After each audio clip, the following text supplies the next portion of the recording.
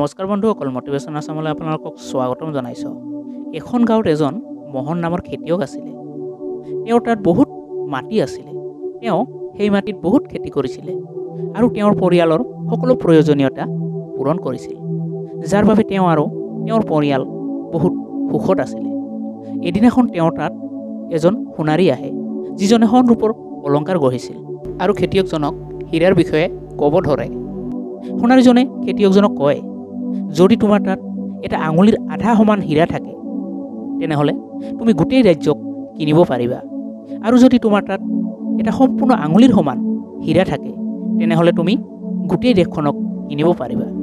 সোণাৰীজনৰ এই কথাবোৰ শুনি খেতিয়কজনৰ মগজুত খেলিমেলি লাগি যায় আৰু গোটেই ৰাতি তেওঁৰ টোপনি নাহে সেই কথাবোৰ ভাবি।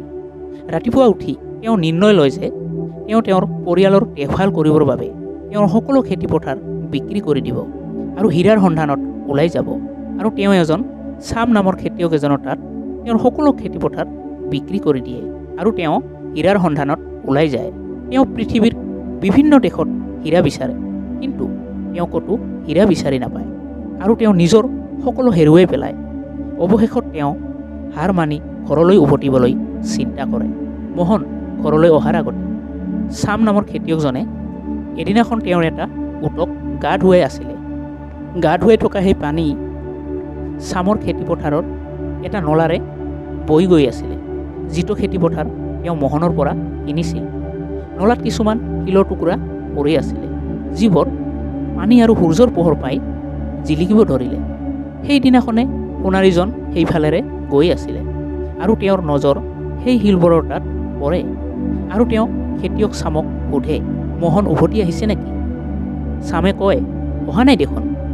সোণাৰীজন সোধে, তেনেহ'লে সেই হীৰাবোৰ ক'ৰ পৰা আহিলে আৰু সেইবোৰক তাত কোনে পেলাইছে? চাম নামৰ খেতিয়কজনে কয়, সেইবোৰ হীৰা নহয়, সেইবোৰ শিলৰ টুকুৰা, যিবোৰ গোটেই খেতিপথাৰত পৰি আছে, আৰু যেতিয়া ইয়াত পানী আৰু পোহৰ পৰে তেতিয়া এইবোৰ জিলিকিব ধৰে। সোণাৰীজন এটা টুকুৰা উঠাই চেক কৰে আৰু সেইবোৰ সঁচাকৈয়ে হীৰাই আছিলে, যিবোৰ গোটেই পথাৰত পৰি আছিলে, যাৰ দ্বাৰা কেৱল দেশ নহয়, গোটেই প্লেনেট কিনিব পৰা যাব। সোণাৰীজন খেতিয়ক চামক কয়, এয়া কোনো সামান্য শিলৰ টুকুৰা নহয়, এইবোৰ বহুত মূল্যৱান হীৰা। সেই খেতিপথাৰ তেতিয়া চামৰ হৈ পৰে। আৰু যেতিয়া খেতিয়ক মোহন ঘৰলৈ উভতি আহে আৰু গম পায় যে যিবোৰ হীৰা তেওঁ বাহিৰত বিচাৰি আছিলে, সেই হীৰা তেওঁৰ খেতিপথাৰতেই আছিলে আৰু তেওঁৰ ভুলৰ অনুভৱ হয়। বন্ধুসকল, এই কাহিনীটোৰ পৰা আমি এইটো জ্ঞান পাব পাৰোঁ যে বস্তুবোৰ আমাৰ ভিতৰতেই লুকাই থাকে, কিন্তু আমি সেইবোৰক চিনিব নোৱাৰোঁ।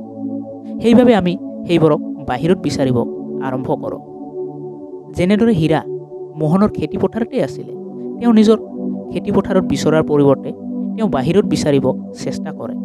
বন্ধুসকল, টেলেণ্ট আমাৰ ভিতৰতেই থাকে, মাত্ৰ তাক চিনি পোৱাৰ প্ৰয়োজন।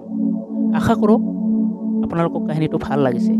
যদি ভাল লাগিছে তেনেহ'লে এটা লাইক কৰিব, আৰু যদি ভিডিঅ'টো ভাল লাগিছে তেনেহ'লে শ্বেয়াৰ কৰিব।